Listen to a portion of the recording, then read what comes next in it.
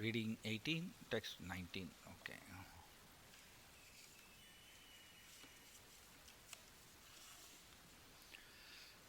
अतस्तवोत्पन्नम् इदं कलेवरं न धारयिष्ये सिदिकन्दगर्हिणः जग्दस्य मोहाद्दि विशुद्धिम् अन्धसो जुगुप्सिदस्योद्धरणं प्रचक्षते. Translation: Therefore, I shall no longer bear this unworthy body which has been received from you, who has blasphemed Lord Shiva. If someone has taken food which is poisonous, the best treatment is to vomit. Purport: since Sati was the representative of the external potency of the Lord, representation of the external potency of the Lord, it was in her power to vanquish many universes, including many dakshas. But in order to save her husband from the charge that he employed his wife Sati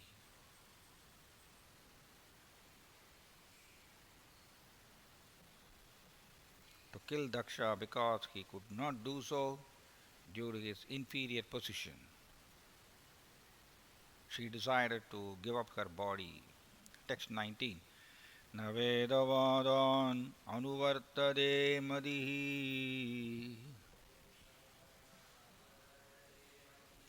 स्वयेव लोके रमदो महामुनेः यदा गतिर्देवमनुष्ययो पृथक् स्वयेव धर्मेण परं क्षिपेत् स्थितः न वेदवादाननुवर्तते मदिः स्वयेव लोके रमदो महामुनेः यदा गतिर्देवमनुष्ययो पृथक्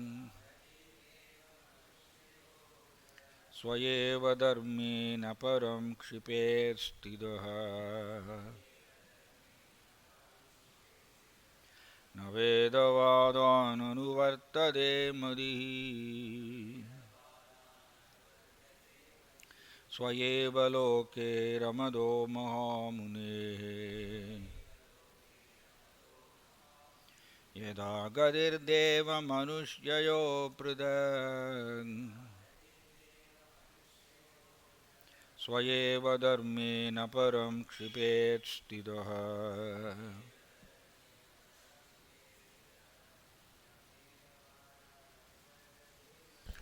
न वेदवादाननुवर्तते मदिः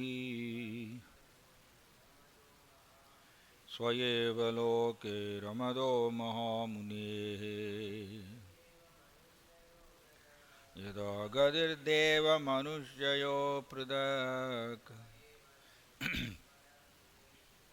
स्वयेव धर्मेण परं क्षिपेत् स्थितः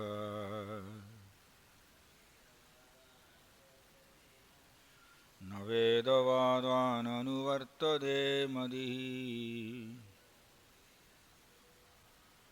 स्वयेव लोके रमदो महामुनेः यदा गतिर्देवमनुष्ययो पृथक् स्वयेव धर्मेण परं क्षिपेत् स्थितः. Translation: it is better to execute one's own occupational duty than to criticize others. Elevated transcendentalists may sometimes forego the rules and regulations of the Vedas since they do not need to follow them, just as the demigods travel in space whereas ordinary men travel on the surface of the earth. Okay. Purport: the behavior of the most elevated transcendentalists and that of the most fallen conditioned soul appears to be the same. The elevated transcendentalist can surpass all the regulations of the Vedas. Just as the demigods traveling in space surpass all the jungles and rocks on the surface of the globe. Although a common man who has no such ability to travel in space has to face all those impediments. Although the most dear Lord Shiva appears not to observe all the rules and regulations of the Vedas, he is not affected by such disobedience, but a common man who wants to imitate Lord Shiva is mistaken. A common man must observe all the rules and regulations of the Vedas, which a person who is in the transcendental position does not need to observe. Daksha found fault with Lord Shiva for not observing all the strict rules and regulations of the Vedas. But Sati asserted that he had no need to observe such rules. It is said that for one who is powerful like the sun or the fire, there is no consideration of purity or impurity. The sunshine can sterilize an impure place, whereas if someone else were to pass such a place, he would be affected. One should not try to imitate Lord Shiva, rather, one should strictly follow one's prescribed occupational duties. One should never vilify a great personality like Lord Shiva. Om Tat Sat. Om Ajnanaatimirandasya Jnananjanachalakaya Chakshurunmilitam Yena Tasmai Shri Gurave Namaha.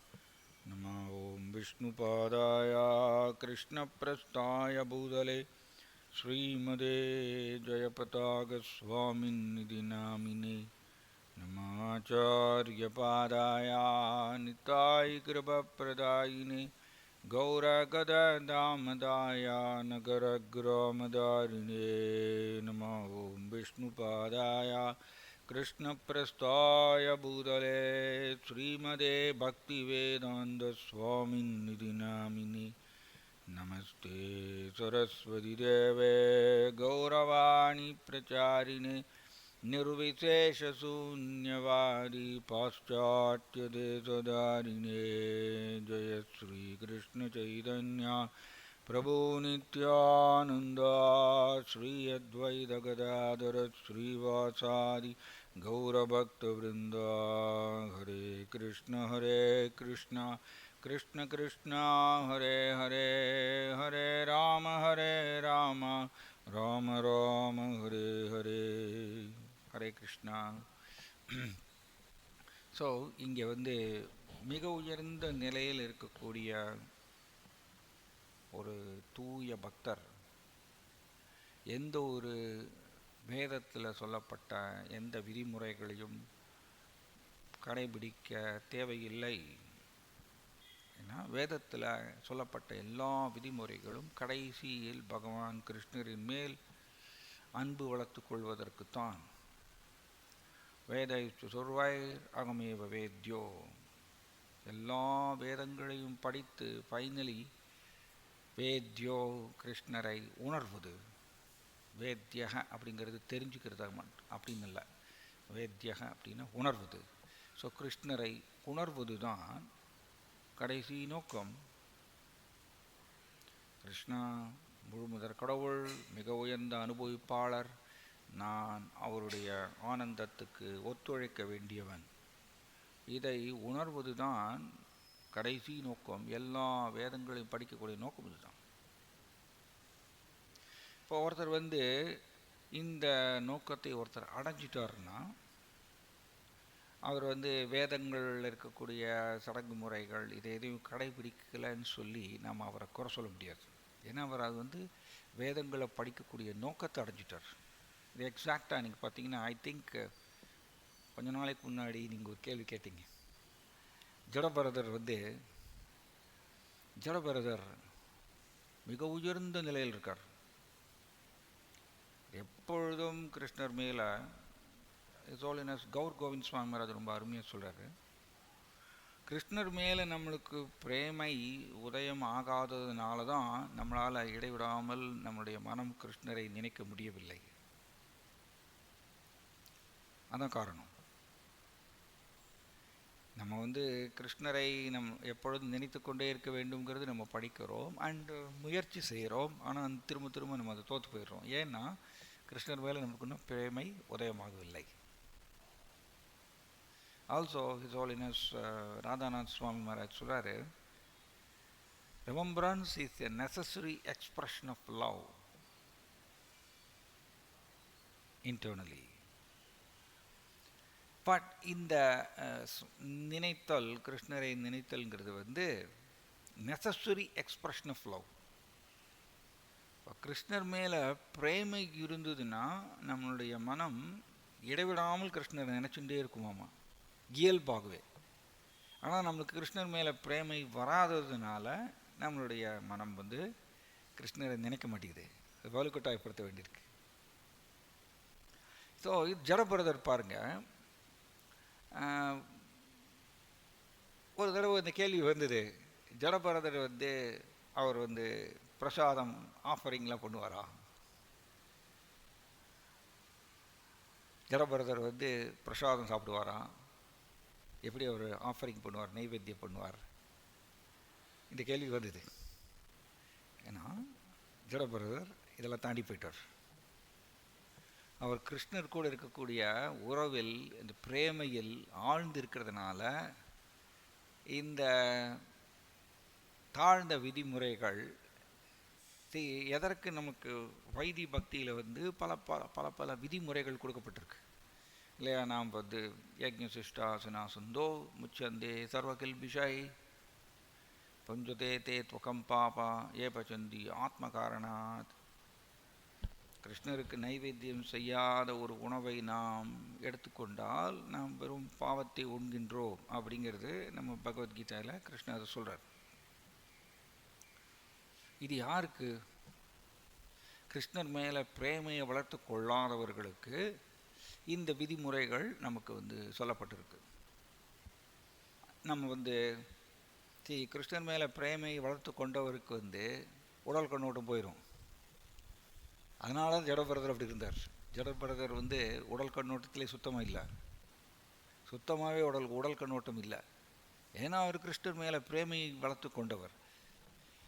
So உடல் கண்ணோட்டத்தில் இருக்கிறவங்களுக்கு நமக்கு வந்து மாயா வந்து 6 சாட்டையை பிரயோகம் பண்ணுறதுனால, ஒரு சாட்டை என்னது? பசி.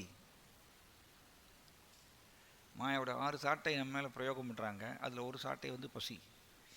அப்போ நாம் கட்டுண்ட நிலையில் அல்லது உடல் கண்ணோட்டத்தில் இருக்கிற வரைக்கும் நாம் வந்து பசி வந்துகிட்டே தான் இருக்கும். அதனால் கிருஷ்ணா என்ன பண்ணியிருக்கார், ஓகே உடல் கண்ணோட்டத்தில் இருக்கக்கூடிய எல்லா ஜீவாத்மாக்களுக்கும் பசி வரும் அப்படிங்கிறது கிருஷ்ணாவுக்கு தெரியும். இது ஜடபரதருக்கு இது பொருந்தாது. ஏன்னா அவர் உடல் கண்ணோட்டத்திலிருந்து விடுபட்ட ஒரு அற்புதமான ஒரு ஜீவாத்மா, கிருஷ்ணர் மேலே பிரேமையை வளர்த்து கொண்டவர். ஆனால் நம்ம எல்லாருமே உடல் கண்ணோட்டத்தில் இருக்கிறதுனால நம்மளுக்கு வந்து மாயாவுடைய செயல்பாடு கிருஷ்ணாவுக்கு நல்லாவே தெரியும். அண்ட் அந்த மாயா என்ன பண்ணுவாங்க, சாட்டையை பிரயோகம் பண்ணுறாங்க, சாட்டையை அடிக்கிறாங்க. அந்த சாட்டை என்ன? ஒரு சாட்டை பசி.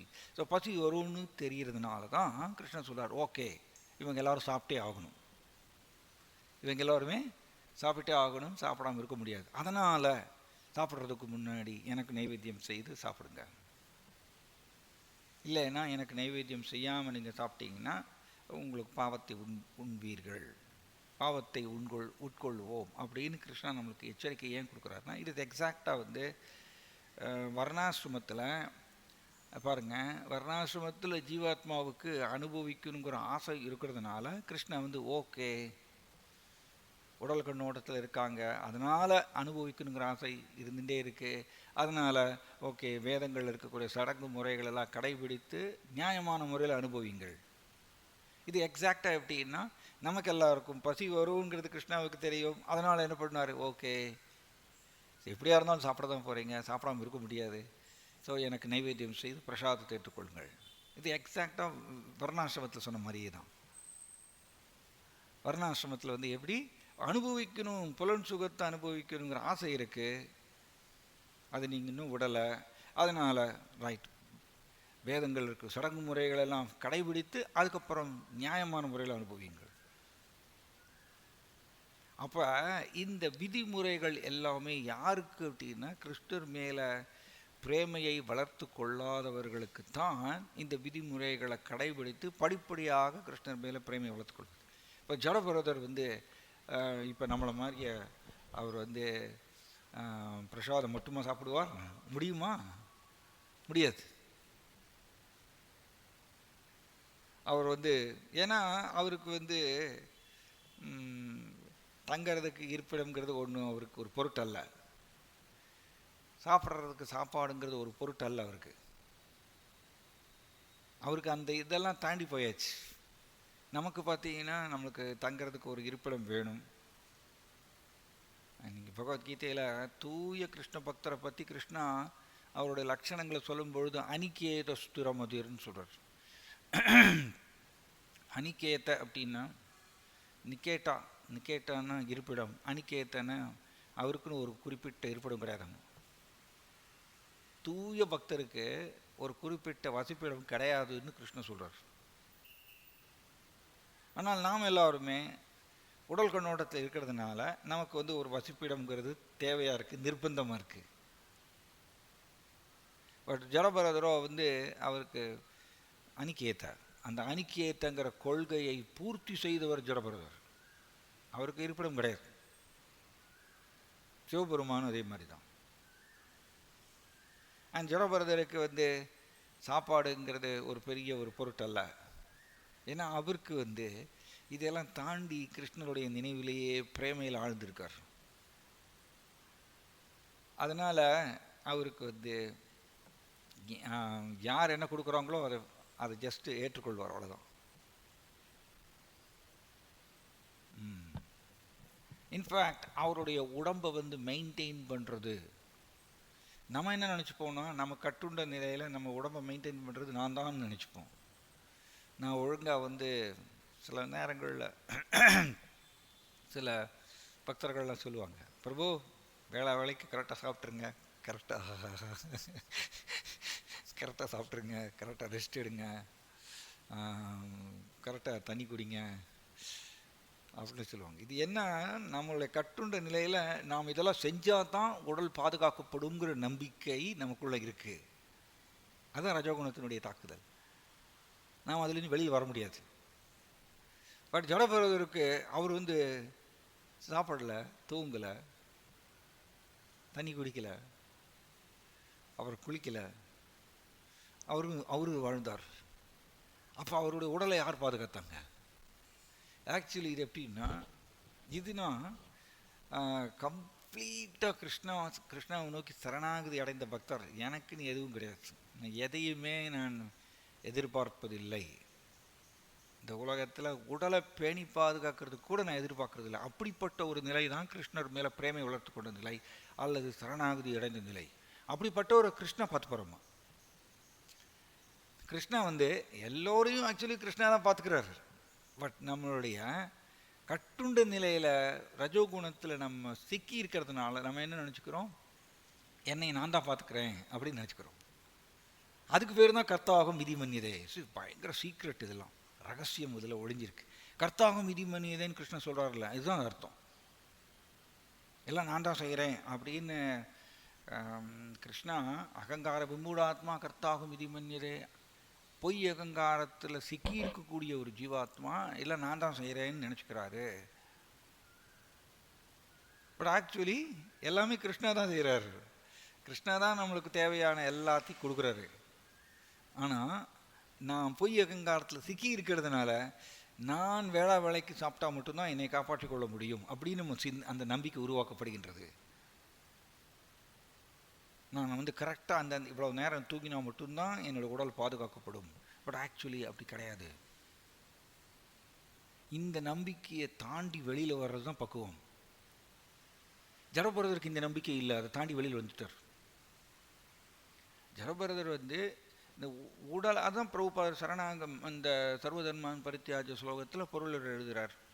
கம்ப்ளீட்டாக சரணாங்கி அடைந்த பக்தருக்கு இந்த உடலை பாதுகாக்கணுங்கிற ஒரு பயம் கூட கிடையாது. அதையும் கிருஷ்ணன் பார்த்துப்பாருன்னு எழுதுகிறார். That Krishna will see to that அப்படின்னு எழுதுகிறார். உடலையும் ஆத்மாவையும் சேர்த்து வைக்கக்கூடிய அந்த ஒரு முயற்சி நம்ம போராடிகிட்டே இருக்கோம். ஆனாலும் மாயா திரும்ப திரும்ப நம்ம பயமுறுத்திகிட்டே இருக்கு நம்மளை. ஆனால் சரணாகதி அடைந்த பக்தருக்கு அந்த பயம் இருக்காதாம்மா. உடலையும் ஆத்மாவையும் நான் தான் பேணி பாதுகாக்கணுங்கிற அந்த பயத்தில் வெளியில் வந்துடுவார். அதுக்கு பேர் தான் சரணாகதி. நான் கிருஷ்ணன் என்ன பண்ணுவாராம்மா, அவரை நான் பார்த்துக்கிறேன். ஏன்னா எல்லாமே கிருஷ்ணருக்கு கீழே தானே செயல்படுறது. அதனால் அவருக்கு எந்த கவலையும் இருக்காதாம்மா. இப்போ நமக்கே பார்த்தீங்கன்னா அழுகி போன உணவை நம்மளுக்கு கொடுத்தோன்னு வச்சுக்கோங்க, நம்ம பயப்படுவோம் நம்ம சாப்பிட்றதுக்கு, இல்லையா? நம்ம பயப்படுவோம். சப்போஸ் அழுகி போயிடுச்சு, 10 நாள் அழுகி போய் உணவு நமக்கு யாராவது கொடுக்குறாங்க அப்படின்னா சாப்பிட சொன்னாங்கன்னா நம்ம சாப்பிட மாட்டோம். ஏன்னா நம்மளுக்கு பயம். ஏன்னா இதை சாப்பிட்டா எனக்கு உடல் ஏதாவது டேமேஜ் ஆகிரும் அப்படிங்கிற அந்த ஃபெய்த் உருவாகிறது. அதனால் நான் ஃப்ரெஷ்ஷாக இருக்கக்கூடிய உணவு மட்டும்தான் நான் சாப்பிடணும், அப்போ தான் என்னோடய உடலை நான் பாதுகாக்க முடியும் அப்படிங்கிற ஒரு நம்பிக்கை. எவ்வளோ பவர்ஃபுல் மாயா. ஆனால் அவருக்கு பாருங்க, அவருக்கு எப்படி பாகவத் எப்படி சொல்லப்பட்டிருக்கு, ஜடபரதருக்கு அடியில் அடி பிடிச்சிருக்கும்.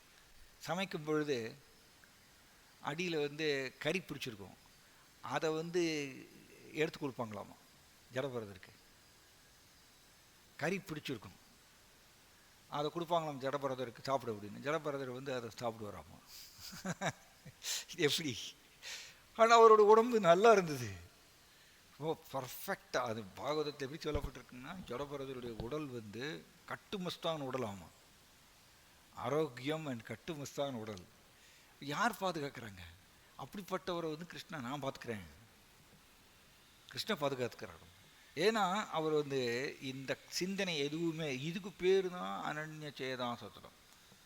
அனன்ய சேதா சததம்னு இதுக்கு பேர் தான். வேற எந்த சிந்தனையும் நமக்கு பார்த்திங்கன்னா, சிந்தனை என்னை உடலை பாதுகாத்துக்கணும், என்னோட இதை பண்ணணும், அதை பண்ணணும், இதை பண்ணணும்னு சொல்லிட்டு நிறைய சிந்தனை வந்துகிட்டே இருக்கு இல்லையா. அனன்ய சேதா சததம்னா என்னென்னா ஜடபரதர் பண்ணுது. அவருக்கு சிந்தனை ஒன்று தான். என்ன சிந்தனை? கிருஷ்ணனுடைய நினைவிலேயே ஆழ்ந்திருத்தல், கிருஷ்ணனுடைய பிரிவில் வாடுதல். இதுக்கு பேர் தான் அனன்ய சேதா சததம். இது அவர் செஞ்சதுனால மற்றதெல்லாம் அவர் பார்த்துக்கிறார், கிருஷ்ணன் பார்த்துக்கிறார். ஸோ இப்படிப்பட்டவர் நம்ம ஜடபரதர் பிரசாதம் சாப்பிடலை அப்படின்னு நம்ம கேள்வி கேட்குறது எப்படின்னா, தக்ஷா சிவபெருமான் பார்த்து சொல்கிற மாதிரி. தக்ஷா சிவபெருமான் பார்த்து, சிவபெருமான் எந்த வேதத்தில் இருக்கக்கூடிய விதிமுறைகள் எதையும் கடைபிடிக்கவே இல்லை அப்படின்னு சிவபெருமானை பார்த்து தக்ஷா குறை சொன்னார். ஏன் அப்படின்னா, தக்ஷாவுக்கு புரியல சிவபெருமான் மிக உயர்ந்த நிலையில் இருக்கார். இது இன்னொரு இது எடுத்துக்கோங்க. இப்போ கோபியர்கள் கிருஷ்ணர் மேலே மாதுரிய பிரேமை வளர்த்து கொண்ட பக்தர்கள், மாதுரிய பிரேமையில் திளைக்கக்கூடிய ஒரு பக்தர்கள். சாதாரணமாக தர்மம் என்ன? ஒருத்தர் கணவன் மனைவி மேரேஜ் ஆயிடுச்சுன்னா அந்த மனைவி கணவனை தவிர வேறு எந்த ஒரு ஆண் கூடையும் உறவு இருக்கக்கூடாது. இது விதிமுறை. ஆனால் இந்த விதிமுறையை ஸ்ட்ரிக்டாக கடைபிடிக்கக்கூடிய ஒரு நபர் கோபியர் பார்த்து என்ன சொல்லுவார்? கோபியர் சரியில்லை, அவர்கள் ஏற்கனவே மேரேஜ் ஆகிருக்கு, தன்னோட கணவனை விட்டுட்டு போய் கிருஷ்ணா கூட போய் டான்ஸ் ஆடினாங்க அப்படின்னு கோபியரை குறை சொல்லுவாங்க. இந்த விதிமுறையை ஸ்ட்ரிக்டாக கடைபிடிக்கக்கூடிய ஒரு நபர் இந்த உலகத்தில் உட்காந்துட்டு கோபியரை குறை சொல்லுவாங்க. அது இன்னும் பண்ணிகிட்டு இருக்காங்க, வெளி உலகத்தில் நிறைய பேர் பண்ணுறாங்க இந்த மாதிரி. ஆனால் இது இவர்களுக்கு புரியல. ஏன்னா இந்த விதிமுறைகள் எல்லாமே உடல் கண்ணோட்டத்தில் இருக்கிற வரைக்கும் இந்த விதிமுறைகள் நமக்கு ஸ்ட்ரிக்டாக நம்ம கடைபிடிக்க வேண்டியிருக்கு. பட் உடல் கண்ணோட்டத்திலிருந்து விடுபட்ட கிருஷ்ணர் மேலே பிரேமையை வளர்த்து கொண்ட பக்தர்களுக்கு இந்த விதிமுறைகள் எதுவும் அவங்களுக்கு பொருட்டல்ல, அது தேவையில்லை. அண்ட் ஆல்சோ அவங்களுக்கு அது தெரியாது, இந்த விதிமுறைகள் தெரியவும் தெரியாது. ஏன்னா அவர்கள் எப்பொழுதுமே கிருஷ்ணனுடைய சிந்தனையிலே இருக்காங்க. அதுக்கு பேர் தான் அனன்ய சேதா சததம். அதனால் கோபியர்கள் அவர்களுக்கு மேரேஜ் ஆகிருந்தது, அவங்களுக்கு குழந்தைகள் இருந்தாங்க, கணவர் இருந்தாங்க, எல்லாத்தையும் விட்டுட்டு ஓடி வந்துடுறாங்க.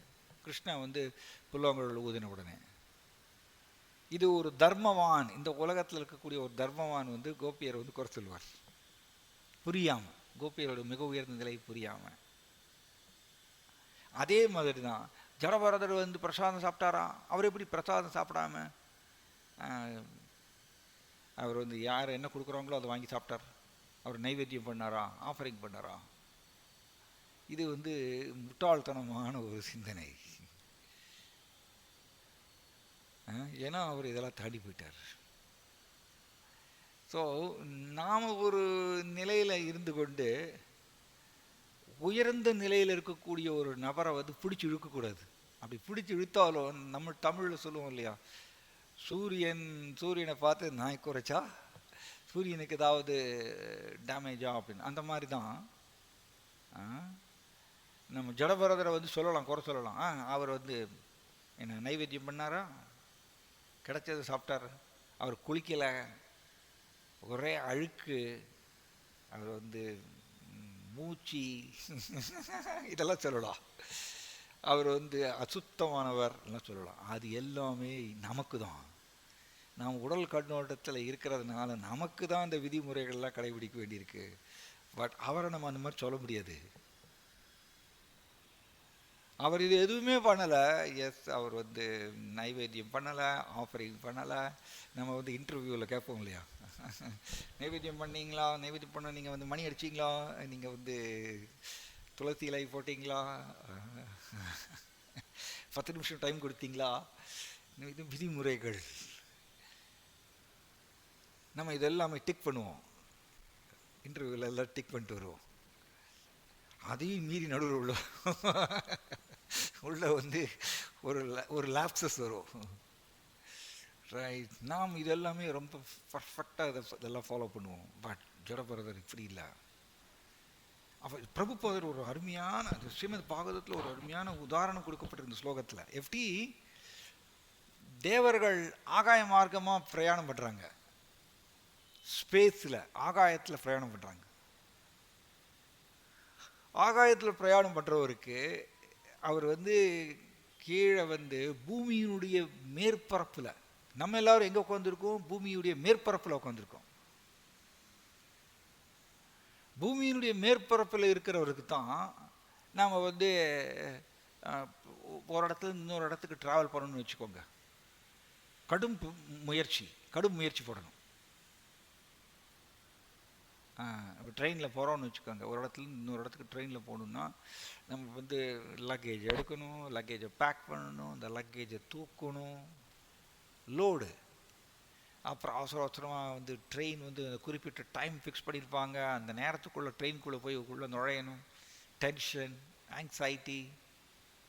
அப்புறம் 2 நாள் பிரயாணம் பண்ணுறோன்னா, ஐயோ 2 நாளைக்கு எங்கே பிரசாதம் எங்கே ஏற்பாடு பண்ணுறது, நிறைய இந்த எஃபர்ட்ஸ், கடும் முயற்சி வந்து நமக்கு தான். அண்ட் இப்போ பிரபுபாதர் இங்கே எழுதுகிறார், ஒருத்தர் வந்து ஆகாய மார்க்கமாக தேவர்கள் பிரயாணம் செய்கிறாங்கன்னா அவங்க சர்வசாதாரணமாக பெரிய பெரிய காடுகள், மலைகள், அப்புறம் நதிகள் ஈஸியாக சர்வசாதாரணமாக தாண்டிடுவாங்க. அவங்க அதை எல்லாத்தையும் வந்து, இப்போ ஒருத்தர் வந்து அந்த காலத்தில் பிரயாணம் வந்து காட்டு வழியாக போவாங்க இல்லையா, காட்டு வழியாக நடந்து போவாங்க. அப்போ ஏகப்பட்ட சங்கடங்களை எதிர்கொள்வாங்க இல்லையா. காட்டில் போகும்பொழுது நிறைய மிருகங்கள் இருக்கும், தென் தேள் பாம்பு பூரான்லாம் இருக்கும், தென் கரடு முரடான பாதை, இதெல்லாம் வந்து பல மாதங்கள் நடப்பாங்க பிரயாணத்துக்கு. இது எல்லாத்தையும் எதிர்கொண்டாகணும் இந்த கஷ்டங்களை எல்லாம். ஏன்னா நாம் இன்னும் தூய்மை அடையவில்லை. ஆனால் தேவர்கள் உயர்ந்த நிலையில் இருக்காங்க. அவங்க ஆகாயமாக போகும்போது ஒரு செகண்டில் வந்து அவங்க வந்து ஒரு பெரிய காடையை தாண்டிடுவாங்க, காடு, மலை, ஒரு பெரிய கடல் எல்லாத்தையும் தாண்டிடுவாங்க. இது எப்படி? அவர்களை வந்து நம்ம சொல்லக்கூடாது, ஓ நான் பார்த்தீங்களா எவ்வளோ ஸ்ட்ரிக்டாக வந்து நான் இப்படி காலாரம் நடந்து போய் இவ்வளோ நாட்கள் முயற்சி செய்து நான் இந்த இடத்தை தாண்டியிருக்கேன், அவர்கள் வந்து சும்மா சர்வசாதாரணமாக போகிறாங்க அப்படின்னு நம்ம அவங்களை குறை சொல்ல முடியாது. நல்ல உதாரணம் இது. ஸோ இப்போ சிவபெருமானும் இந்த மாதிரி தான்.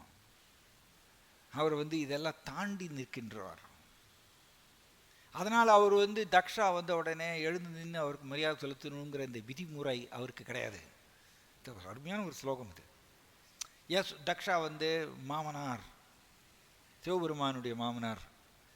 ஸோ எழுந்து நின்று மரியாதை செலுத்தணும் அப்படிங்கிற இந்த விதிமுறை யாருக்கு? நமக்கெல்லாம். நம் உடல் கண்ணோட்டத்திலிருந்து விடுபடாதவர்களுக்கு இந்த விதிமுறைகள் கட்டாயம் கடைபிடித்தே தீரணும். நான் உடல் கண்ணோட்டத்திலையும் உட்காந்துண்டு அதே சமயத்தில் நான் விதிமுறையை கடைபிடிக்க மாட்டேன்னு சொல்லும் பொழுது நாம் தண்டனைக்கு ஆளாவோம். மாயா வந்து நம்மளை தண்டிப்பாங்க. ஏன்னா கிருஷ்ணன் வந்து நம்மை நெறிப்படுத்துவதற்காக, ஒழுங்குபடுத்துவதற்காக விதிமுறைகளை நம்மளுக்கு ஏற்பாடு பண்ணியிருக்கார். அதை நம்ம கடைபிடித்து தான் தீரணும். அந்த விதிமுறைகளை நம்ம கடைபிடிக்கலைன்னா விக்ரமாவாயிடுவோம். விக்ரமான என்னது? சாஸ்திரத்துக்கு புறம்பான செயல்களை நம்ம செய்ய ஆரம்பிச்சிடுவோம். அப்போ தண்டனை வரும். ஸோ அதனால் தக்ஷா வந்து அந்த யாகசாலைக்குள்ளே நுழையும் பொழுது மற்ற ரிஷிகள், பிராமணர்கள் எல்லாரும் தக்ஷாவுக்கு எழுந்து நின்று மரியாதை செலுத்தினாங்க. ஏன்னா அவர்கள் எல்லோரும் உடல் கண்ணோட்டத்தில் இருந்ததுனால அவர்கள் தக்ஷா வந்து மிகப்பெரிய இந்த பிராமணர்களுக்கு எல்லாருக்கும் ஒரு தலைவராக இருக்கார். அண்ட் இந்த கர்மகாண்ட பகுதியை வந்து கடைபிடிப்பதில் ஒரு எக்ஸ்பர்ட், ப்ளஸ் பிரம்மதேவருடைய மகன். அதனால் எல்லோரும் அவருக்கு மரியாதை செலுத்தினாங்க. இது வந்து இவர்கள் தாழ்ந்த நிலையில் இருக்கிறதுனால அது கடைபிடித்தாகணும். பட் சிவபெருமான் எழுந்து நிற்கலை. ஏன் சிவபெருமான் எழுந்து நிற்கலைன்னா அவர் இதெல்லாம் தாண்டி நிற்கிறார். அவர் உடல் கண்ணோட்டத்தில் விடுபட்டவர், கிருஷ்ணர் மேலே பிரேமையை வளர்த்து கொண்ட பக்தர். அதனால் அவர் மாமனார் வந்தால் நேச்சுரலி மாமனாருக்கு மரியாதை செலுத்தணும். அது வந்து அவர் அந்த விதிமுறை அவருக்கு கிடையாது. எக்ஸாக்டாக எப்படி ஆகாய மார்க்கமாக பறக்கக்கூடிய தேவர்கள் ஒரு காடு, மலை, பெரிய பெரிய பள்ளத்தாக்கு இதெல்லாத்தையும் சுலபமாக தாண்டிடுவாங்க. பட் நாம் வந்து ஒரு காடை தாண்டணும்னா கடும் முயற்சி நம்ம வந்து நடக்கணும், கரடு முறையான பாதைகளுக்குள்ளே போடும். அந்த மாதிரி தான். ஸோ அதனால் இங்கே நீங்கள் பார்த்தீங்கன்னா கோபியர்கள் நம்ம உதாரணம் பார்த்தோம், ஜடபரதர உதாரணம் பார்த்தோம், அண்ட் சிவபெருமான் அந்த மாதிரி. ஸோ அப்போ ஜாய் ஜெகநாத் பலதேவ் சுபத்ர மகாராணிக்கு. ஸோ இப்போ விதிமுறைகள் நமக்கு சாஸ்திரத்தில் யாருக்கு விதிக்கப்பட்டிருக்குன்னா நமக்கு தான், அல்லது உடல் கண்ணோட்டத்திலிருந்து விடுபடாதவர்களுக்கு. அப்போ அந்த இடத்துல போய் நம்ம வந்து ஏன்னா எஸ் சாஸ்திர விதி உத்ஸ்ருஜ்ய வர்ததே காமகாரதக ந சசித்திமவாப்னோதி ந சுகம் ந பராம் கதிம். இங்கே என்னன்னா சாஸ்திர விதிகளை புறக்கணித்து மனம் போன போக்கில் ஒருத்தர் வந்து செயல்பட்டால் அவர் வந்து பக்குவம் அடைய முடியாது, சுகமும் அடைய முடியாது, மிக உயர்ந்த இலக்காகிய கோலோக பிருந்தாவனத்தை சென்றடைய முடியாது. இப்போ சாஸ்திர விதிகள் நமக்கு தான் கொடுக்கப்பட்டிருக்கு. அதாவது பொதுவாக சொல்லணும்னா உடல் கண்ணோட்டத்திலிருந்து விடுபடாதவர்களுக்கு இந்த விதிமுறைகள், ஈவன் நம்ம பக்தி யோகத்தில் கூட வைதி பக்தி கொடுக்கப்பட்டிருக்கு. வைதி பக்தி நாம் வந்து அதை கடைபிடித்தே தீரணும். எப்படி அதனால தான் நம்ம வந்து வைஷ்ணவ எட்டிக்கெட்னு ஒன்று சொல்கிறோமே, வைஷ்ணவ கலாச்சாரம் அப்படிங்கிறது நம்ம வந்து படிக்கிறோம். பிரபுபாதர் நிறைய அதை சொல்லி கொடுத்துருக்கார். இதையெல்லாம் நம்ம கடைபிடிக்கணும். ஏன்னா இதெல்லாம் கடைபிடித்து மெதுவாக உடல் கண்ணோட்டத்திலிருந்து நம்ம தூய்மை அடையலாம், விடுபடலாம். ஸோ அதனால் நீங்கள் வந்து நீங்கள் பார்த்தீங்கன்னா சபரி என்ன பண்ணாங்க? சபரி வத்ச பலாயனராம் அப்படின்னு ராமாயணத்தில் வருது. சபரி என்ன பண்ணாங்கன்னா அவங்க வந்து அந்த ஒரு இழந்த பழத்தை அவங்களுடைய குரு மாத்துங்க ரிஷி சபரிக்கு சொல்லிடுவாராம்மா, இங்கேயே வெயிட் பண்ணிட்டு ஒரு குறிப்பிட்ட சமயத்தில் ராமா லக்ஷ்மணா அவங்க வருவாங்க. ராமா லக்ஷ்மணர் வரும்பொழுது அவரை நீ தரிசனம் பண்ணலாம். அது வரைக்கும் நீங்கள் வெயிட் பண்ணுறேன்னு மாதுங்க ரிஷி அவருடைய குரு சொல்லிவிட்டு மாதுங்க ரிஷி அவர் போயிடுறார். அவர் வந்து தன்னுடைய உடலை விட்டுட்டு போயிடுறார். சபரி ரொம்ப வருஷம் அங்கே வந்து வெயிட் பண்ணுறாங்களாமா. ஆனால் சபரி வந்து என்ன பண்ணாங்க, ராமாவை இந்த அவருக்கு கொடுக்கணும்னு சொல்லி இழந்த பழத்தை எடுத்து வச்சாங்க. கீழே கிடக்கக்கூடிய இழந்த பழத்தெல்லாம் எடுத்து அதை வந்து கொஞ்சம் கடிச்சு பார்ப்பாங்களாமா. அது நல்லா இல்லைன்னு தூக்கி போட்டுருவாங்களாமா. இன்னொரு இழந்த பழத்தை எடுத்து அதை கடிச்சு பார்க்குறாங்க, ஓரளவுக்கு ஸ்வீட்டாக இருக்குன்னா அதை எடுத்து வச்சுப்பாங்களாமா. அவங்க கடித்தது பாதி கடித்தது அண்டு அது எச்சல் அதை எடுத்து வச்சுருந்தாங்க. அது யாருக்கு கொடுக்குறாங்க? முழு முதற் கடவுளாகிய பகவான் ராமச்சந்திரர் அவருக்கு கொடுக்குறாங்க. இப்படியே கடிச்சு எல்லாம் சேர்த்து வச்சுருந்தாங்க. அண்ட் ராமா லக்ஷ்மணா உரிய நேரத்தில் வரும் பொழுது சபரி அந்த கடித்து இருக்கக்கூடிய அந்த இழந்த பழத்தை வந்து ராமாவுக்கு நைவேத்தியம் செஞ்சாங்க. நைவேத்தியம் நம்மளை மாதிரியே விதிமுறைகள்லாம் சொல்லி அப்படி இல்லை, அன்போடு ராமாவுக்கு கொடுத்தாங்க. ராமா ஏற்றுக்கொண்டார். சபரி கொடுத்த அந்த கடித்த அந்த இழந்த பழம் எச்சல் அதை வந்து ராமா ரொம்ப அன்போடு வாங்கி சுவைத்தாராமா. லக்ஷ்மணாவுக்கு ரொம்ப ஒரே இதாக குழப்பமாக இருக்கு, என்னது இது அப்படின்னு. சாப்பிட்டதை வந்து மீதியை வந்து ராமாவுக்கு கொடுக்குறாங்க. இதுதான். ஸோ ஏன் சபரி அந்த அன்பு நிலைக்கு உயர்ந்ததுனால விதிமுறைகள் அவங்களுக்கு கண்ணு தெரியாது. இது ஒரு பக்தர் சொன்னார், நம் ஹிருதயத்தில் அன்பு கிருஷ்ணன் மேலே அன்பு மேலோங்கி இருந்ததுன்னா விதிமுறைகள் தெரியாது, கண்ணு தெரியாது. நம் ஹிருதயத்தில் விதிமுறைகள் மேலோங்கி இருந்ததுன்னா அன்பு கண்ணுக்கு தெரியாது. அன்பு அல்லது பக்தி நம்மளுக்கு புலப்படாது, ரெண்டும் சேராது. அதனால தான் நீங்கள் பார்த்தீங்கன்னா நம்மளோட வைத்திய பக்தி இதில் வந்து நம்ம விதிமுறைகள் தான் நம்ம அதிகமாக கடைபிடிப்போம், ரொம்ப சீரியஸாக கடைபிடிப்போம். ஆனால் நம்மளுக்கு ஹிருதயத்தில் எந்த ஒரு இதுவும் இருக்காது. கிருஷ்ணரை நோக்கி நம்மளுக்கு அந்த ஃபீலிங்ஸ் அது உதயமாகாது. ஸோ அதனால் இங்கே சபரி இப்படி தான் கொடுத்தாங்க. நம்ம அந்த மாதிரி கொடுக்க முடியுமா? நம்ம எல்லாத்தையும் சாப்பிட்டு பார்த்துட்டு கடிச்சு கொடுக்குறது முடியுமா? இதே மாதிரி ஸ்ரீ சம்பிரதாயத்தில் கூட ராமானுஜாச்சாரியார், ஐ திங்க் ராமானுஜாச்சாரியார் வந்து தன்னுடைய குருவுக்கோசரம் ஒரு பெட்டு ஒன்று தயார் பண்ணுவார். குரு தூங்குறதுக்கோசரம் ஒரு பெட்டு தயார் பண்ணுவார். அதில் குரு அதில் படுக்கிறதுக்கு முன்னாடி ராமானுஜாச்சாரியர் என்ன பண்ணுவாராம்மா, அதில் படுத்து பார்ப்பாராம்மா. அதில் எப்படி இருக்குதுன்னு அதை படுத்து பார்ப்பாராம்மா. அதில் குஷன் எஃபெக்ட் இருக்கா அப்படிங்கிறத பார்த்துட்டு அதுக்கப்புறம் ஓகே நவ் இப்போ நீங்கள் படுத்துக்கலாம்னு தன்னுடைய குருவுக்கு அங்கே அனுமதிப்பாராம்மா. அதை மற்ற சிஷ்யர்களுக்கெல்லாம் புரியல, என்னது இது, குரு படுக்கக்கூடிய இந்த இதை இவர் முன்னாடியே இவர் படுத்து பார்க்குறார் அந்த இடத்துல. எப்படி தான் படுத்ததுக்கப்புறம் அது எப்படி குருவுக்கு அதை அர்ப்பணிக்கலாம்? சிஷ்யர்களுக்கு புரியல. இதுதான் விசித்திரம்.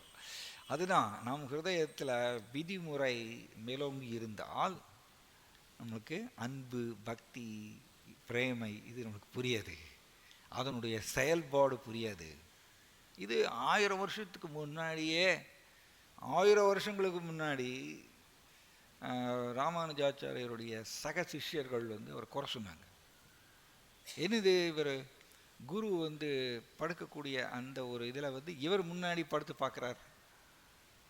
பட் குருவுக்கு புரிஞ்சுது இவர் எதனால் இதை செய்கிறார், இதை அனுபவிக்கணுங்கிற அது கிடையாது அவருக்கு. குருவுக்கு நல்லா மிருதுவான ஒரு படுக்கை வசதி கொடுக்கணும் அப்படிங்கிற ஒரே குறிக்கோள் தான். இதே மாதிரியே நீங்கள் நிறைய பார்க்கலாம். ராமாயணத்தில் பார்த்தீங்கன்னா குஹன், பிரிய குஹன் நிவேதித ராம், பிரிய குஹன் எப்படி ராமாவுக்கு ரொம்ப பிரியமானவன். குஹன் நிவேதித ராம், ராமாவுக்கு வந்து ரொம்ப பிரியமாக அவர் மேல் இருக்கக்கூடிய பிரியத்தினால அவருக்கு கிடைத்த பொருட்களை வந்து ராமாவுக்கு கொடுத்தாராமா. பிரிய குஹ நிவேதிதரம் அப்படின்னு வந்து ராமாயணத்தில் வருது. ஸோ பிரியத்தினால அன்புனால நம்ம கிருஷ்ணருக்கு கொடுக்கும்போது, அதனால தானே பத்திரம் புஷ்பம் பலம் தோயும் யோமே பக்தியா பிரயச்சதி ததகம் பக்தி உபகிருதம் அஸ்னாமி பிரயதாத்மனக. அஸ்னாமி கிருஷ்ணா எப்பொழுது ஏற்றுக்கொள்வார். அஸ்னாமி இந்த ரெண்டு வார்த்தை ஏன் திரும்ப திரும்ப ஒரே ஸ்லோகத்தில் கிருஷ்ணா ஒரே வார்த்தை 2 தடவை ஏன் பயன்படுத்துகிறார்? யோமே பக்தியா பிரயச்சதி ததகம் பக்தி உபகிருதம். பக்தி பக்தின்னு ஏன் சொல்கிறார்? ஏன்னா இந்த நைவேத்தியம் அப்படின்னு சொல்லும் பொழுது அதில் முக்கியமானது, இந்த கவனிக்க வேண்டிய ஒரு முக்கியமான அங்கம் என்னன்னா பக்தி, அன்பு. அதோட நம்ம வந்து பதார்த்தங்களை கிருஷ்ணருக்கு நாம் நைவேத்தியம் செய்யும் பொழுது கிருஷ்ண அஸ்னாமி ஏற்றுக்கொள்கின்றார். ஆனால் இந்த பக்தி, அன்பு, அந்த ஃபீலிங்ஸ், டிவோஷனல் சென்டிமெண்ட்ஸ், அன்பு கலந்த உணர்வுகள், அது இல்லாமல் நாம் வந்து இந்த விதிமுறைகளோட நம்ம வந்து இதை கொடுக்கும் பொழுது, வெறும் விதிமுறைகளோடு மட்டும் கொடுக்கும்போது கிருஷ்ணன் அது பெருசாக ஏற்றுக்க மாட்டார். அது ஓகே, நம்ம தூய்மைப்படுத்துவதற்கு ஓகே, அவ்வளோதான். அந்த மாதிரி தான் தக்ஷா வந்து ரொம்ப ஸ்ட்ரிக்டாக வேதத்தில் இருக்கக்கூடிய சடங்கு முறைகளை எல்லாம் கடைபிடித்தார் அவங்க. பட் சிவபெருமானை பார்த்து அவர் நிந்திக்கிறார். எப்படி சிவபெருமான் இது எதுவுமே கடைபிடிக்கல? ஒரு தடவை இங்கே ஒரு பிரபுபாதர்களுடைய ஒரு மூத்த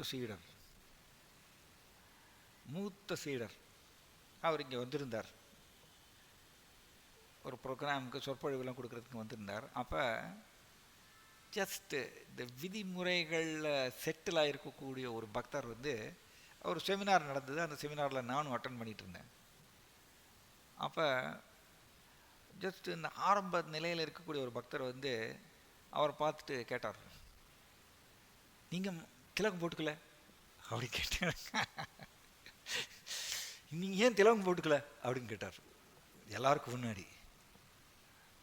அவர் ரொம்ப ஹம்பிளாக சொல்லிட்டார், எஸ் நான் திலகம் போட்டுருக்கேன், அது வந்து சரியாக தெரியல, அவ்வளோதான். இது முட்டாள்தனம். அவர் வந்து மிக உயர்ந்த நிலையில் இருக்கார். அவரை போய் வந்து ஆரம்ப நிலையில் இருக்கிறவர் வந்து அதை பிடிச்சி இழுக்கிறது, அவர் கீழே தன்னுடைய நிலைக்கு பிடிச்சி இழுக்கிறது. பட் அவர் ரொம்ப பணிவாக வந்து எஸ் நான் போட்டுருக்கேன், திலகம் போட்டுருக்கேன் அப்படின்னு சொன்னார். அவர் நம்ம மகாராஜ் வந்து உடனே அவரை கண்டித்தார். அவரை, உனக்கு இது கூட தெரியலையா, அவர் எவ்வளவு மிக உயர்ந்த நிலையில் இருக்கார், அவரை பிடிச்சி நம்ம வந்து இந்த விதிமுறைகள் பிடிச்சி கொண்டு வரோம். இதுதான் அதுதான் இந்த இங்கித பாகவதத்தில் ஒரு இது வருது. ஆக்சுவலி இங்கித கோவிதா அப்படின்னு சொல்லப்பட்டிருக்கு. இதை புரிந்து கொள்வது, இதெல்லாம் கரெக்டாக புரிந்து கொள்ளணும். பக்தர்கள் வந்து பாருங்க, தக்ஷாவும் நிச்சயமாக பகவானுடைய பக்தி தொண்டுகளில் ஈடுபடுறார். கரெக்டானே? பகவானுடைய பக்தி தொண்டுகளில் தான் ஈடுபடுறார் தக்ஷா. ஏன்னா கிருஷ்ணாவுடைய ஆணை பிரகாரம் தான் தக்ஷா வந்து சந்ததியை விருத்தி பண்ணுறார். அதனால் தக்ஷா செய்வது பக்தி தொண்டு தான், அண்ட் சிவபெருமான் செய்வதும் பக்தி தொண்டு தான். கரெக்ட் தானே?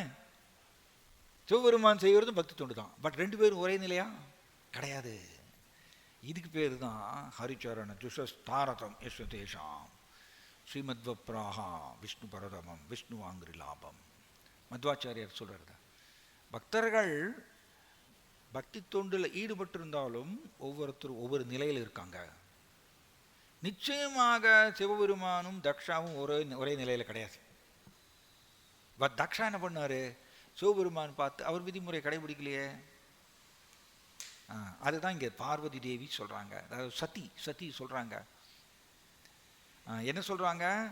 It is better to execute one's own occupational duty than to criticize others. Very nice. இதை வந்து கிருஷ்ணாவும் பகவத்கீதையில் சொல்கிறார், ஸ்வகர்மனா தம் அபியர்ஜ்ய சித்திம் விந்ததி மானவா. நாம் எந்த ஒரு ஆசிரமத்தில் இருக்கோம், எந்த வர்ணத்தில் இருக்கோமோ அதுக்குள்ளேயே இருந்துட்டு நாம் கிருஷ்ணரை அபியர்ஜ்ய கிருஷ்ணரை வழிபாடு செய்தால் நாம் பக்குவம் அடையலாம். சித்திம் விந்ததி மானவா, மனுஷன் பக்குவம் அடையலாம்.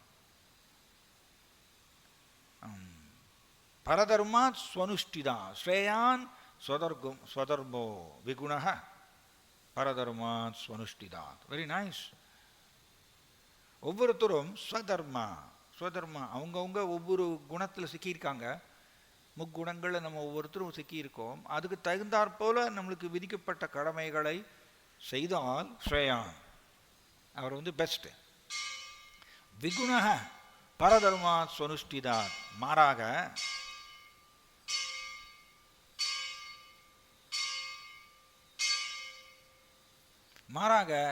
நாம் பரதர்மா ஸ்வ அனுஷ்டிதாத்,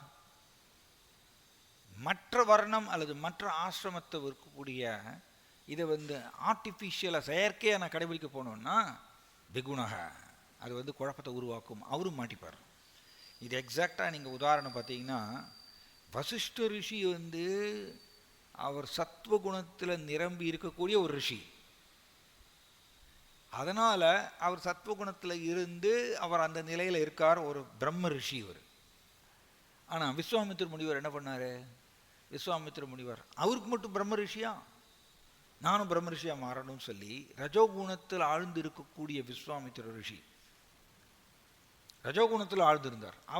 அவர் நிச்சயம் பிரம்ம ரிஷி அடையிறது ஆக்சுவலி அதை அடைந்தாலும் கூட, அதை தமிழில் சொல்லுவாங்க, நாயை எத்தனை குளிப்பாட்டு இது பண்ணாலும் அது நடு வீட்டில் அது இது எத்தனை இது பண்ணாலும் என்ன பண்ணுவது, அங்கே தான் போகுமாம்மா. அந்த மாதிரியை ரைட். இந்த விஸ்வாமித்திரர் விஸ்வாமித்திர ரிஷி சத்திரியர் குணம் நிரம்பியவர். ஆனால் பிரம்ம ரிஷி அடையணும்னு சொல்லிட்டு ஒரு உத்வேகத்தில் ஃபோர்ஸ்ஃபுல்லாக பண்ணார். பட் வசிஷ்ட ரிஷியோ சாந்தமானவர். ஏன்னா அவர் சத்துவகுணத்தில் இருக்கக்கூடிய சாந்தமான ஒரு நபர்.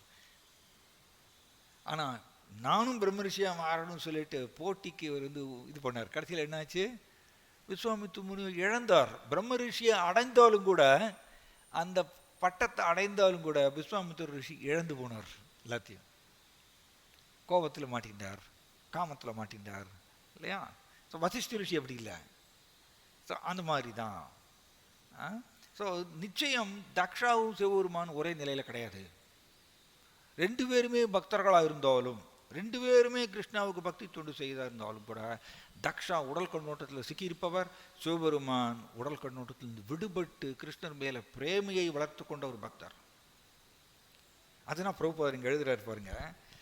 The behavior of the most elevated transcendentalist and that of the most fallen conditioned soul appears to be the same. பார்க்கறதுக்கு ஒரே மாதிரி இருக்கும். அவரு சாப்பிட்றாரு, அவரு தூங்குறாரு, எல்லாம் பண்ணுறாரு, நான் அதே மாதிரி தானே பண்ணுறேன், ரெண்டு ஒன்று தான். அப்படி இல்லை. அதான் இங்கே பிரபுபாதர் எழுதுறாங்க, appears to be the same. ஒன்று மாதிரியே தெரியும், அப்படி இல்லை. அவருக்குள்ளே இருக்கக்கூடிய அனுபவிக்கிற சுபாவம் அவர் ரொம்ப மினிமைஸ் பண்ணியிருப்பார், ரொம்ப குறைச்சிருப்பார். ஒன்றுமே இருக்காது அவர்கிட்ட. நமக்கு அனுபவிக்கிற சுபாவம் ஜாஸ்தி இருக்கும். அதனால் நாம் ரெண்டு பேரும் ஒன்று அப்படின்னு நம்ம சொல்ல முடியாது. ஸோ எல்லாருமே பக்தி தொண்டில் ஈடுபட்டிருந்தாலும் அவரவருடைய ஆன்மீக முன்னேற்றம் அவரவருக்கு எந்த அளவுக்கு அனுபவிக்கிற சுபாவம் அவர்கிட்ட போயிருக்கு, அதை பொறுத்து தான். சிவபெருமானோ அந்த மாதிரி ஒரு பக்தர். அதனால தானே கிருஷ்ண சிவபெருமானுக்கு சிவ தத்துவம் அப்படின்னு பக்தி வினோத் தாக்கூர் அப்படி தான் சொல்கிறார். சிவ தத்துவம், இப்படி ஜீவ தத்துவம் இருக்குது, விஷ்ணு தத்துவம் இருக்குது. ஆனால் கிருஷ்ணா சிவபெருமானுக்கோசரம் ஒரு ஸ்பெஷல் பொசிஷனை உருவாக்குறார், சிவ தத்துவம் அப்படி. காரணம் அவருடைய பக்குவம், கிருஷ்ணர் மேலே அவருக்கு ஏற்பட்ட பிரேமை. அதனால் கிருஷ்ணா சிவ தத்துவம்னு ஒரு பொசிஷனை கொடுக்குறார் சிவபெருமானுக்கு. அதை யாராவது காப்பி அடிக்க முடியுமா? முடியாது. அதை பிரம்மதேவர் புரிந்து கொண்டார், பட் தக்ஷன் புரிந்து கொள்ளலை. அதனால் நாம் பிரபுபாதர் ஒரே ஒரு இதோடு முடிச்சிடுறேன். பிரபுபாதர் ஒரு தடவை யமுனா மாதாஜி யமுனா மாதாஜி வந்து பிரபுபாதருடைய நேரடி சிஷ்யை. அண்ட் யமுனா மாதாஜிக்கு வந்து பிரபுபாதர்னா உயிர். ஆமாம், பிரபுபாதர் மேலே அவ்வளோ பிரியம். ஒரு தடவை யமுனா மாதாஜி வந்து சமையல் ரூமில் வந்து பகவானுக்கோசரம் சமைச்சிட்டு இருந்தாங்க, குக் பண்ணிட்டு இருந்தாங்க. அவங்க குலோப் ஜாமுன் குக் பண்ணிட்டு இருந்தாங்க. அந்த காலத்தில் 1967 அந்த பீரியட்ல எல்லாம் வந்து பிரபுபாதர் வந்து புது நபர்களை கவர்ந்து இழுப்பதற்கு என்ன பண்ணுவார்னா, குலோப் ஜாமுன் வந்து குக் பண்ணி கிருஷ்ணருக்கு நைவேத்தியம் செய்து அதை பிரசாதமாக எல்லாருக்கும் விநியோகப்படுவார், ஃப்ரீயாக எல்லாருக்கும் கொடுப்பார். அதனால் அதை வந்து பிரபுபாதர் பர்சனலாக யமுனா மாதாஜிக்கு சொல்லி கொடுத்தாராம எப்படி குக் பண்ணணும் அப்படின்னு. அதனால் யமுனா மாதாஜி வந்து சமையல் ரூமில் வந்து குலோப் ஜாமுன் குக் பண்ணிட்டு இருந்தாங்க. ஸோ பிரபுபாதர் உள்ள நுழைஞ்சாராமா. பிரபுபாதர் உள்ள நுழைஞ்சிட்டு அந்த குலோப் ஜாமுன் எடுத்து டப் இந்த வாயில் ஒன்று போட்டாராமா. தன் உடனே யமுனா மாதாஜி வந்து, Prabhupad, it is not offered, இது வந்து ஆஃபர் பண்ணல அப்படின்னு சொல்றார். தான் பிரபுபாதோட சொல்றார், I can do this but you cannot imitate. ரொம்ப அருமையான உபதேசம் இதெல்லாம். பிரபுபாதர் என்ன சொன்னார், இது நான் பண்ண முடியும், நீ பண்ண முடியாததை.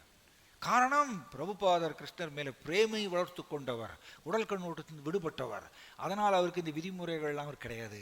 பட் நமக்கு இந்த விதிமுறைகள்லாம் ஏற்பாடு பண்ணியிருக்கார் பிரபுபாதர், அதை நம்ம கடைபிடிக்கணும். இதே மாதிரி இன்னொரு இது இருக்குது.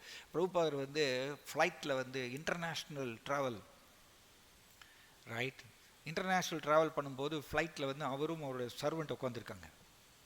அப்போ ஃப்ளைட்டில் வந்து இந்த சார்லி சாப்ளினுடைய மூவி வந்து போட்டிருந்தாங்களோ. அப்போ பிரபுபாதர் வந்து இந்த சார்லி சாப்ளினுடைய மூவியை பார்த்து அப்படி சக்லிங் சொல்லுவார். சக்லிங்னா அவர் வந்து நகைக்கிறார். தான் உடனே ஒரு சிஷ்யரும் அதை பார்த்து இந்த சார்லி சாப்ளின் மூவியை பார்த்து அப்படியே என்ஜாய் பண்ணாராம். பிரபுபாதர் உடனே கரெக்ட் பண்ணுறார், நான் பண்ணுற மாதிரி பண்ணாது, இமிட்டேட் பண்ண முடியாது, அவருடைய உபதேசத்தை கடைபிடிக்கணும், பட் இமிட்டேட் பண்ண முடியாது. நான் வந்து I can watch, you don't watch அப்படின்னு சொன்னார். நான் வந்து சார்லி சாப்ளின் மூவியை வந்து பார்க்க முடியும், என்னால் பார்க்க முடியும், நான் பாதிக்கப்பட மாட்டேன், பட் நீ வாட்ச் பண்ணாத அப்படின்னு சொன்னார். இதுதான் ஆக்சுவலி நாம் வந்து பிரபுபாதர் சொல்லி கொடுத்துருக்காரு, அதே மாதிரி அவர் ஏன் பண்ணலை அப்படின்னு நம்ம அவர் கொண்டு போக முடியாது. ஏன்னா அவர் வந்து உடல் கண்ணோட்டத்தின் விடுபட்டவர். ஸோ சிவபெருமானும் அந்த மாதிரி நிலை. பட் தக்ஷா வந்து முட்டாள்தனமாக சிவபெருமானை பிடிச்சி இழுக்கிறார். கடைசியில் என்ன ஆச்சு, தக்ஷாவுக்கு தலையே போயிடுச்சு. இதுதான் சதி தேவி இங்கே சொல்கிறாங்க. அதை வந்து elevated transcendentalists may sometimes forego the rules and regulations of the Vedas. ஏன்னா இதை வந்து மாதவேந்திர பூரி என்ன பண்ணார், சந்தியாவந்தனம் பத்ரமஸ்து ஸ்நானம் போபோ அப்படி சொல்கிறார். ஸ்லோகம் அப்படி தான் வருது. ஓ சந்தியாவந்தனமே உனக்கு ஒரு சல்யூட், ஓ குளியலே உனக்கு ஒரு சல்யூட். ஏன் எங்கே பார்த்தாலும் எனக்கு கிருஷ்ணா தான் தெரிகிறார், எனக்கு வேற யாரும் தெரிய மாட்டேங்கிறாங்க. நமக்கு எங்கே பார்த்தாலும் கிருஷ்ணா தெரிகிறாரா? நமக்கு எங்கே பார்த்தாலும் கிருஷ்ணா தெரிகிறார், நமக்கு எங்கே பார்த்தாலும் கிருஷ்ணர் தெரிய மாட்டேங்கிறார். கிருஷ்ணரை தவிர மற்ற எல்லாம் தெரியுது. அதனால தான் நமக்கு விதிமுறைகள். ஆனால் மாதவேந்திர பூரியை நம்ம காப்பி அடிக்க முடியாது. ஓ அவர் வந்து சந்தியாவந்தனம் பண்ணலை, 3 சந்தியா இல்லையா, 3 சந்தியாவில் வந்து சந்தியாவந்தனம் பண்ணணும், அவர் அது பண்ணலை. ஏன்னா அவர் கிருஷ்ணருடைய பிரேமையில் ஆழ்ந்திருந்தார். ஸோ நாம் அதை வந்து புரிஞ்சுக்கணும். புரிஞ்சுட்டு நம்மளுடைய நிலையில் இருந்து கொண்டு நாம் கொடுக்கப்பட்ட விதிமுறைகளை ப்ராக்டிஸ் பண்ணி மெதுவாக அனுபவிக்கிற சுபாவத்தை நம்ம தூய்மை அடையணும். ஜாய் ஸ்ரீமத் பாகவதம் கி, பதித பாவன் ஸ்ரீல பிரபுபாத் கி, நித்தாய் கௌரவ பிரேமனந்தே.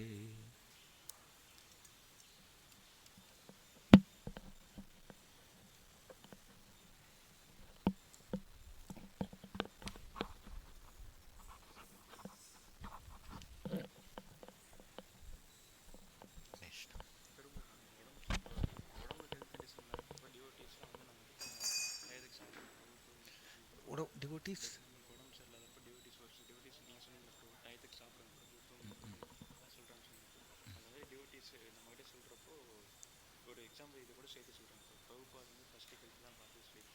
ஃபஸ்ட்டு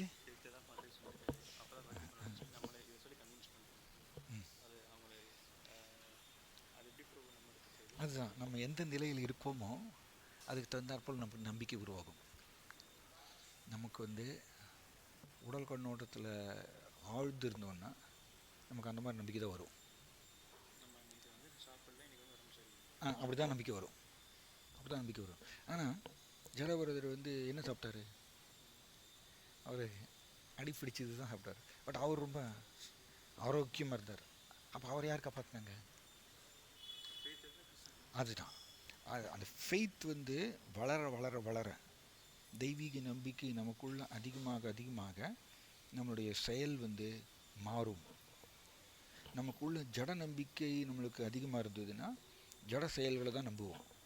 இதுதான் புதிர் சொல்கிறது, குணத்தினுடைய செயல்பாடு. இப்படி நமக்குள்ள தெய்வீக நம்பிக்கை அதிகமாக இருந்ததுன்னா நாம் எத்தனை இது வந்தாலும் தெய்வீகத்தை தான் நம்புவோம், கிருஷ்ணரை தான் நம்புவோம்.